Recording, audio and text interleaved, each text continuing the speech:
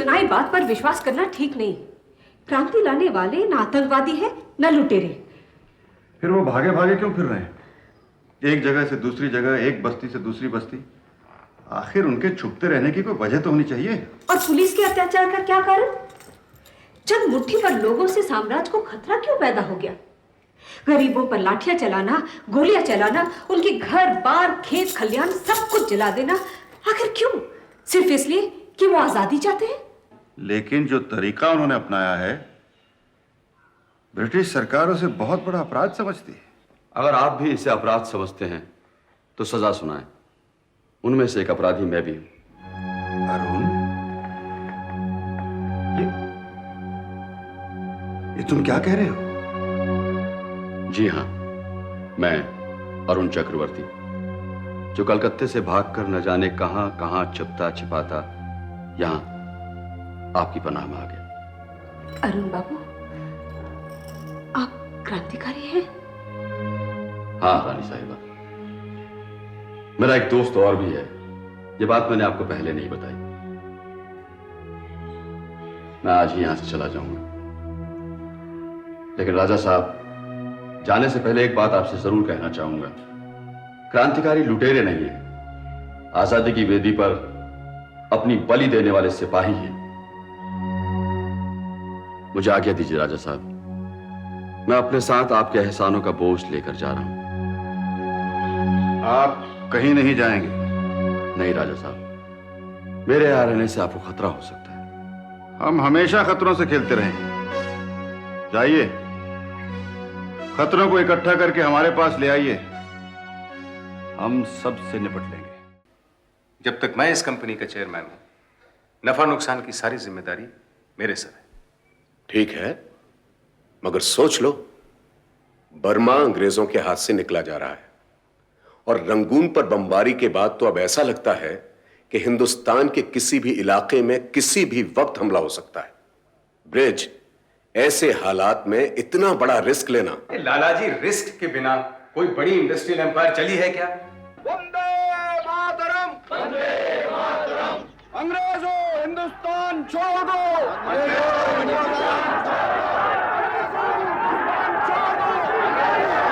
जुलूस कैसा है? सुना गांधी जी आज तेजगढ़ पहुंच रहे हैं। ये सब लोग वहीं जा रहे हैं। ये सब तेजगढ़ जा रहे हैं? इतनी तेज धूप में पैदल? गांधी जी के दर्शन के लिए ये आजादी के मतवाले कन्याकुमारी तक पैदल जा सकते हैं।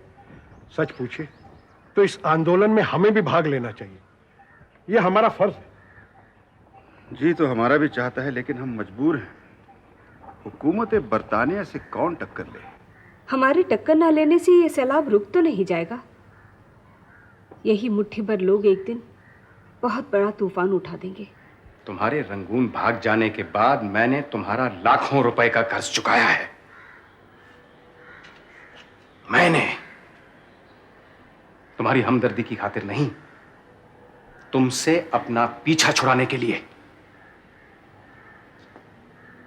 मां ने भी तुम्हारी हरकतों से तंग आकर तुमको तुम्हारा हिस्सा देकर अलग कर दिया, और वो सारा पैसा तुम अपनी रंगरलियों में उड़ा चुके हो। भैया, आज मैं सड़क पे हूं। अगर आपने मेरी मदद नहीं की तो मैं कहां जाऊंगा? मेरी बदहाली तो होगी, आपकी बदनामी भी तो होगी।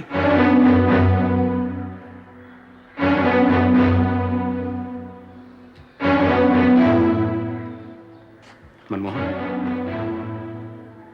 मैं तुम्हें एक शर्त पे अपने घर में पनाह देने को तैयार हूं। आइंदा तुम कोई जलील हरकत नहीं करोगे। अगर मुझे पता चल गया कि तुमने एक बार फिर अपने रंग दिखाने शुरू कर दिए हैं तो मैं तुम्हें धक्के मार के घर से बाहर निकाल दूंगा।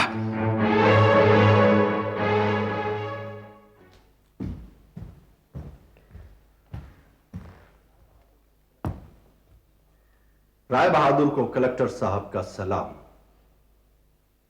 और उन्होंने क्या कहा, ये बताइए। कलेक्टर साहब का हुक्म है कि आपके रियासत की कड़ी निगरानी की जाए। वजह? हमको खबर मिली है कि कुछ आतंकवादी राजनगर में आकर छुपे हुए हैं। हमें उनको ढूंढने का हुक्म मिला है।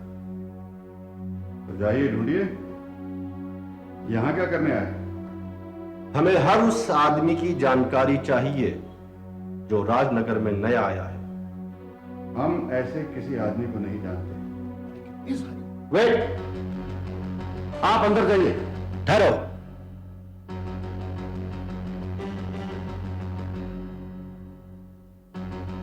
क्या नाम है तुम्हारा?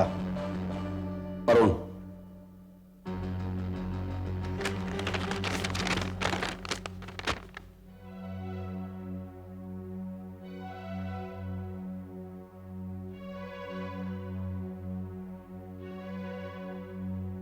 अरुण चक्रवर्ती?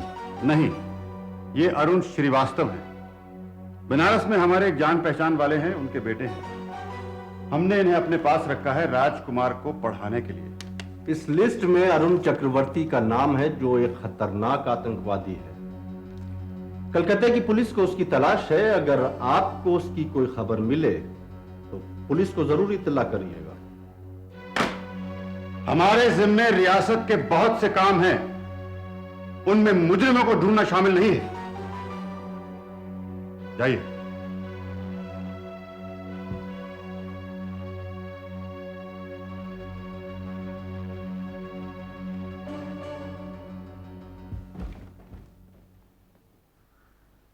ये अंग्रेज अफसर क्या कह गया? ये दबे लफ्जों में हमें चेतावनी देने आया था कि हमारी अपनी रियासत में हम पर सख्त निगरानी रखी जाएगी।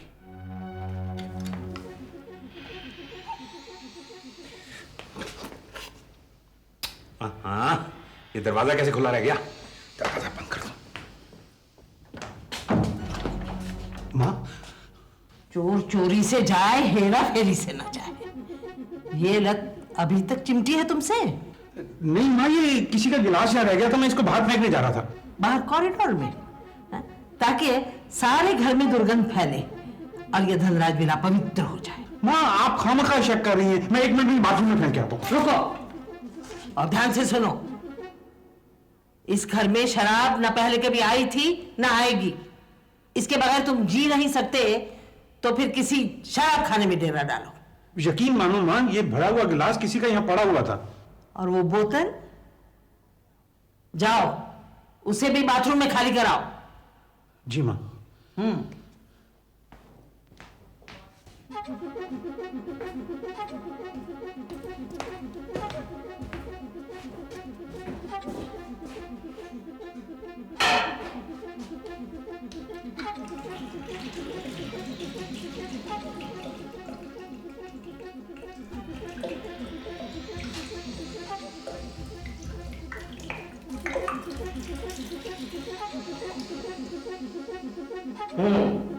अब ये नामुराद चीज मैंने फिर कभी इस घर में देखी तो मैं तुझे जान से मार डालूंगी, याद रखना।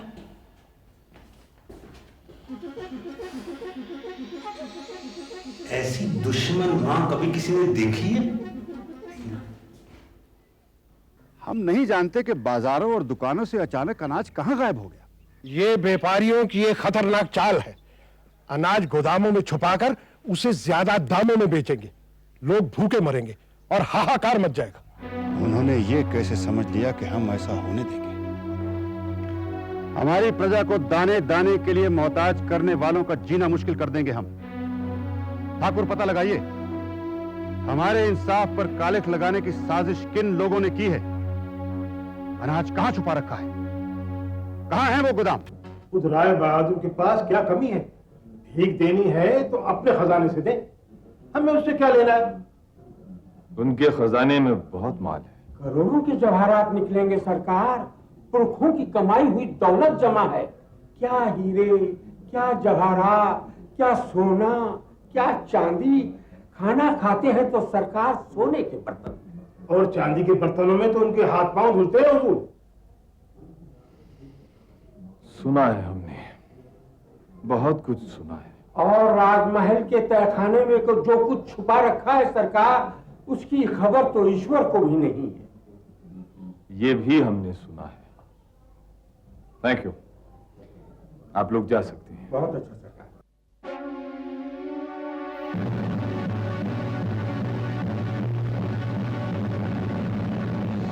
भाभी मेरे साथ बहुत बड़ी नाइंसाफी हो रही है। माँ की वसीयत में मेरा कोई हिस्सा नहीं, उन्होंने सब कुछ आदित्य के नाम कर दिया। क्यों? मैंने तो माँ जी से नहीं कहा था कि वो अपनी वसीयत आदित्य के नाम कर दे। लेकिन भाभी आप और भैया माँ को समझा तो सकते हैं कि वो मुझे मेरा अधिकार ना देकर एक बहुत बड़ी गलती कर रही हैं। तुम अपना अधिकार बताओ, मैं माँ जी को समझा दूंगी। ओह, तो भाभी आप भी ये समझ रही हैं कि मुझे मेरा हिस्सा मिल चुका है जिसे मैंने उड़ा दिया। भाभी यकीन मानिए, मैं कसम से कहता हूं कि रंगून में उन पैसों से मैंने एक बहुत बड़ा कारोबार फैलाया था, लेकिन जंग की तबाही की वजह से मैं पैसे को मोहताज हो गया हूं। मैं क्या करूं भाभी? मनमोहन, रंगून में तुम्हारा जो भी कारोबार है या था, उसका कोई सबूत है तुम्हारे पास? हो तो बताओ। झूठे पेपर्स लाओ, झूठी गवाहियां लाओ, मगर लाओ। अनु, तुम्हें कितनी बार कहा है कि जब आदित्य होमवर्क कर रहा हो उसे डिस्टर्ब नहीं करना चाहिए।